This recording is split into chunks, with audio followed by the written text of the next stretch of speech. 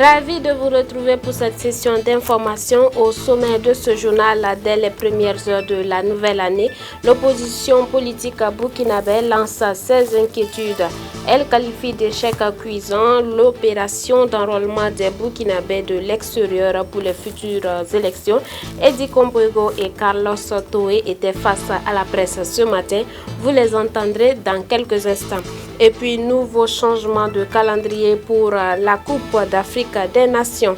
La Confédération africaine de football, en accord avec le Cameroun, pays organisateur, ont décidé de ramener la compétition à janvier-février 2021. Mesdames, Mesdemoiselles, Messieurs, bonsoir. Nous sommes ravis de vous retrouver pour cette session d'information. Voilà, sans transition aucune, 2020 s'annonce déjà avec des difficultés pour le pouvoir en place. Si le syndicat des transporteurs routiers va en grève, l'opposition politique burkinabé, elle parle d'un échec cuisant de l'opération d'enrôlement des Burkinabés de l'extérieur. Eddie Kombogo et Carlos Toé ont annoncé maintes raisons ce matin à la conférence de presse qu'ils ont animée. Carlos Toé nous livre succinctement leurs inquiétudes sur ce processus d'enrôlement au micro de Gédéon Tapsoba, Odette Zongina. En date du 14 janvier 2020, soit plus d'une semaine après le lancement de l'opération d'enrôlement, le nombre d'enrôlés est de 1419 répartis comme suit. Abidjan, 1066 enrôlés. Soubré, 187 enrôlés. Boaké, 166 enrôlés. Les résultats provenant des autres pays ne sont pas révisants non plus. Par exemple, au Bénin, nous avons 423, au Ghana, 92, au Mali, 367, au Togo, 634, au Sénégal, 509, au Gabon, 92, en Tunisie, 136. C'est la même triste tendance en France, aux États-Unis, au Canada et dans d'autres pays qui sont concernés par cette opération. Chers journalistes, cette faible participation s'explique en grande partie par la centralisation des lieux de votage. En effet, l'article 92 du Code électoral en vigueur, d'ailleurs non consensuel, qui dit qu'à l'étranger du Burkina, à l'extérieur du Burkina, les scrutins ont lieu exclusivement dans les ambassades et les consuls généraux. Or, le dialogue politique du 15 au 22 juillet 2019 a décidé d'une révision du dit article pour qu'à l'extérieur du Burkina, les bureaux de vote soient installés non seulement dans l'enceinte des ambassades et consulats généraux, mais aussi en tout autre lieu en accord avec le pays hôte. Si cette décision avait été mise en œuvre rapidement, les opérateurs de kit de la CENI allaient pouvoir se rapprocher de nos compatriotes au lieu que ces derniers se déplacent, parfois à des centaines de kilomètres, pour se faire enrôler. C'est pourquoi nous demandons solennellement au gouvernement de permettre à l'ONU de proroger les délais de confection des CNB à l'extérieur, de permettre à la CENI de prolonger la période d'enrôlement des Burkinabés de la diaspora, de permettre la création des sites dans d'autres lieux en accord avec le pays hôte. Par ailleurs, compte tenu du nombre de CNB des 4 consulaires expirés, le CEFOR recommande au président du FASO de prendre des dispositions idoines pour prolonger jusqu'au 31 décembre 2021 la validité de ces documents expirés. Ce conformant aux conclusions du dialogue politique tenu en juillet 2019. L'opposition politique demande aux Burkinabés de l'extérieur de se mobiliser pour s'enrôler. Et puis cap sur la ville de Bobo-Dioulasso où une vingtaine de journalistes et communicateurs sont en atelier pour s'informer sur l'intégration et la migration. La cérémonie d'ouverture a eu lieu hier mercredi en présence de notre reporter sur place, Moïse Kinda. L'initiative est du ministère de l'intégration africaine et des Burkinabés de l'extérieur pour renforcer les capacités du réseau des journalistes et communicateurs pour l'intégration créé en 2012. Mais je voudrais tout simplement traduire le sentiment commun au sein des membres du réseau des journalistes et communicateurs pour l'intégration des ICI. Il est celui de la joie de voir se concrétiser cette session de formation. En effet, elle consacre la relance des activités de cette structure, entrée en hibernation, due notamment aux événements douloureux qui se sont interférés dans la vie de la nation un an après sa création. Le Burkina Faso, de par sa position géographique et sa culture légendaire d'hospitalité, est un exemple en matière d'intégration au sein de la CEDEAO. Il est donc de bon ton que des femmes et des hommes de médias jouent leur partition de sorte à soutenir les efforts publics en la matière. C'est le lieu pour moi d'exprimer toute ma gratitude au ministre de l'intégration africaine et des Burkinabés de l'extérieur pour avoir eu cette idée lumineuse de relancer les activités de notre structure. J'invite donc les participants à suivre assidûment les communications dont la diversité des thèmes nous permettront d'exercer nos plumes pour le bonheur des peuples de notre espace communautaire. Je vous remercie. La cérémonie d'ouverture de cet atelier a été présidée par le directeur de cabinet du ministère de l'intégration africaine et des Burkinabés de l'extérieur qui a indiqué les attentes du ministère quant à l'accompagnement des hommes et femmes de médias qui se sont réunis dans ce réseau. Cela dit, le ministère de l'intégration africaine et des Burkinabés de l'extérieur, après 2 années d'existence, continue donc de se constituer un réseau de partenaires avec lesquels il entend atteindre ses objectifs majeurs. C'est dans cette dynamique que s'inscrit cet atelier au profit des journalistes regroupés au sein du réseau des journalistes et communicateurs pour l'intégration. L'objectif visé à travers cette activité est de sensibiliser davantage sur le niveau actuel de la mise en œuvre du processus d'intégration régionale au sein des institutions sous-régionales, CEDEAO, UEMOA, les défis et les perspectives, mais aussi sur les questions liées à la migration. En effet, la CEDEAO et l'UEMOA, qui sont 2 organisations économiques, se sont assignées plusieurs missions visant à promouvoir une réelle intégration des peuples dont la libre circulation des personnes et des biens est le principal levier. La suite des travaux prévoit des communications et le renouvellement du bureau du réseau des journalistes et communicateurs pour l'intégration et la cérémonie de clôture prévue le vendredi et qui sera présidée par le ministre lui-même. Toujours avec notre reporter Moïse Kinda sur place à Abobo du Lasso, la matinée d'hier a été marquée par 3 communications. La première portait sur les généralités de la CEDEAO, la deuxième la vision 2020 de la CEDEAO et la troisième le protocole sur la liberté de circulation des personnes et des biens, défis et perspectives. Écoutons les panélistes au micro de Moïse Kinda. CEDEAO est de loin la mieux organisée.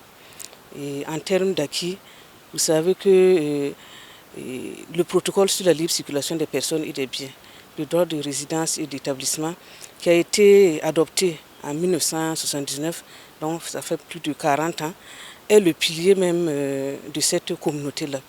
Et le pilier, le fondateur même de l'intégration d'une manière générale.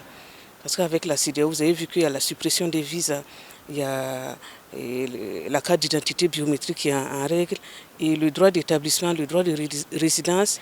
Il y a le schéma de libéralisation des échanges qui permet aux produits agréés CEDEAO d'intégrer donc les marchés de l'espace dans des États membres. Vision 2020, c'est cette ambition envisagée par l'ensemble des responsables de la CEDEAO en 2007 pour qu'à l'horizon 2020, nous ayons une sous-région prospère, de progrès, où les gens se déplacent facilement et avec en toile de fond un développement harmonieux de l'ensemble des pays de la CEDEAO. En termes d'acquis, je crois que c'est un peu la question de la libre circulation des biens et des personnes. Je crois que c'est un élément majeur, là où vous avez qu'il n'y a pas de visa entre les différents États. Et aussi, en ce qui concerne les produits, il y a cette liberté.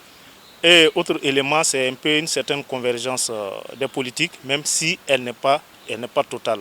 Ce sont des acquis quand même très importants en ce qui concerne la CEDEAO. Je crois que les textes de la CEDEAO sont très clairs. Le racket est condamné.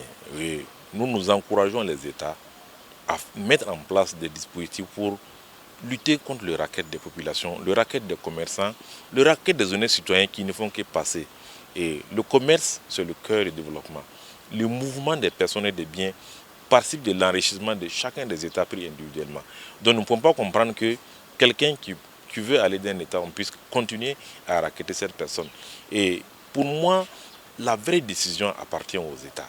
Les États qui ont la police, qui ont l'armée, qui ont les structures d'inspection, qui ont toutes sortes de structures au niveau des États, c'est aux États de prendre des décisions fermes pour lutter contre le rackettage des populations au niveau des corridors, au niveau des frontières. Et à cet égard, nous constatons qu'il n'y a pas beaucoup d'efforts à ce niveau. Il n'y a pas beaucoup d'efforts à ce niveau. On constate qu'au niveau des frontières, au niveau des corridors, les rackets continuent au vu aussi de tout le monde, même au vu aussi des journalistes que vous êtes. Et nous ne voyons pas des actions fortes entreprises au niveau des États pour lutter contre les racketages. Et c'est le lieu d'interpeller les uns et les autres à appliquer vraiment de manière forte tous les textes communautaires de la CEDEAO. Et cela va du développement de nos États. Et je pense que chaque État prenait la décision, les citoyens circuleraient mieux. Chacun balaye devant sa maison. Et si nous balayons, les 15 États balayent, chacun balaye devant sa maison, la CEDEAO sera un espace aéré et les choses pourront marcher correctement.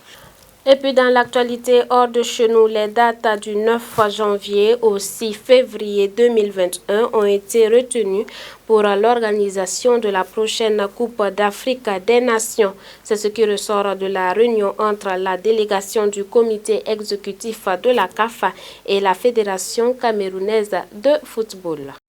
Pour résumer ce qu'il a dit tout à l'heure. Après l'édition égyptienne disputée en juin en 2019, c'est finalement du 6 janvier au 9 février qu'aura lieu la Coupe d'Afrique des Nations de football l'année prochaine au Cameroun.